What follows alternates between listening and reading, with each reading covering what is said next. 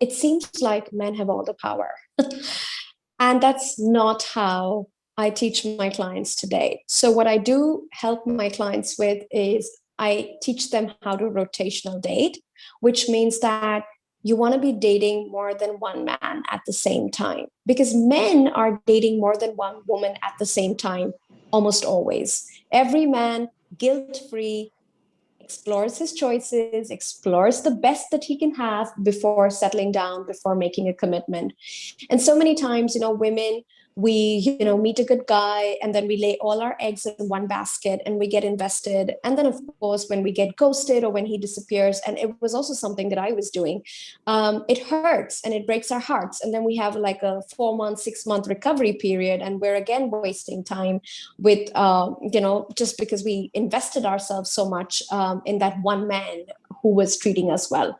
And so I think it's really important that women take the power back in dating by rotational dating. And similarly, just like men, playing the field You with mean multiple options for a date longer period of time. Date a few Yeah. guys at the same time, right?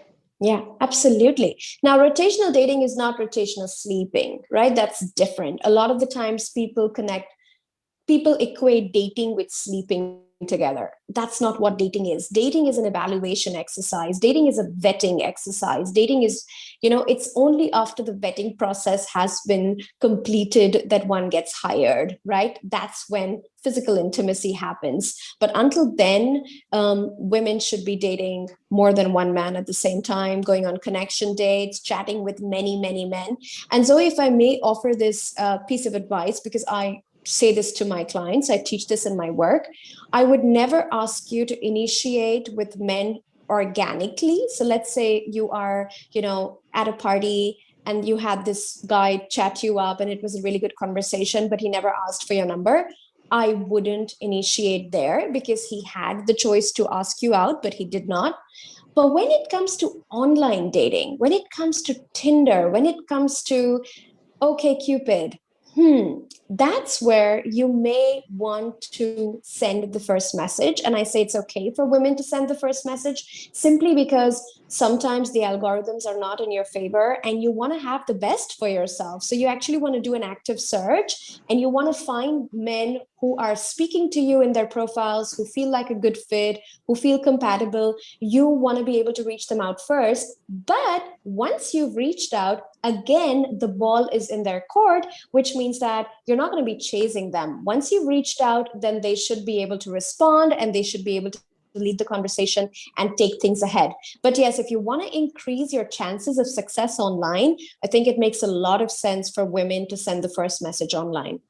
And so many amazing women. I work with highly successful women. Some of them are, seven-figure entrepreneurs, top level executives in the New York Stock Exchange. So like these are really amazing driven women. And a lot of them, they believe that once they find the guy who fits the bill and who they feel has potential, they stop they stop dating other men, right? And this is where things go wrong, because in my work, in my coaching, I very strongly say what you're feeling is intensity and it's not real intimacy. Okay, so there's a difference between intensity and intimacy. Intensity is what you feel after 4 dates. I think I found the one, this has potential, now we're gonna shut down everything. Intimacy says, I feel the butterflies, I feel there's potential, but I don't really know him. I've just simply not spent enough time getting to know him. I don't know how he deals with life's disappointments. I don't know how he treats people who are vulnerable. I don't know how he ticks off and whether or not he has a temper. I don't know how he behaves when things don't go his way, who he becomes when things don't go his way. Basically, what I'm experiencing here is intensity, which is based on chemistry and this quick feeling of, I've got my person, this is the person. And then trusting that feeling and, shutting all your options out. But once you start understanding that, bonding true bonding in a long-term relationship is not just about intensity and chemistry, it's also about intimacy, which means that I can only get to know if somebody's right for me over a period of time, which is minimally 3 months, perhaps even longer. That's when you start to date in what I call, a healthy, stable evaluation energy, and not this smitten kitty falling in love energy. Because when you are in the smitten kitty falling in love energy, I found my person 2 dates in, 3 dates in, 4 dates in, you miss the red flags. You miss all the things that you should be able to see if you were to take it slow and get to know the man over time, right? So for example, let's give you a quick example. I have this client in my inner circle from California. Inner circle is my 6 months life coaching program where we support our clients to create amazing results in their love life. And she has this pattern of quick burn. Like she's gorgeous, she's very successful, and she really wants to settle down and get married. And so what she does is every time she meets a guy, and they all come for her. I mean, she's gorgeous, right? So they really come on strongly at the start. And within 4 to 5 dates, she's like smitten. She always knows she's found the one. And then she shuts down all her options. And then 3 months down the line, some drama happens. She finds out he's an alcoholic. She finds out he does cocaine at parties. And it's amazing because we keep saying that message like, you don't know him. You've got to get to know him over time. It is the test of time that's going to reveal whether or not this person is right for you. Okay. So this is like a really important thing to remember, the difference between intimacy, which is bonding over time, versus intensity.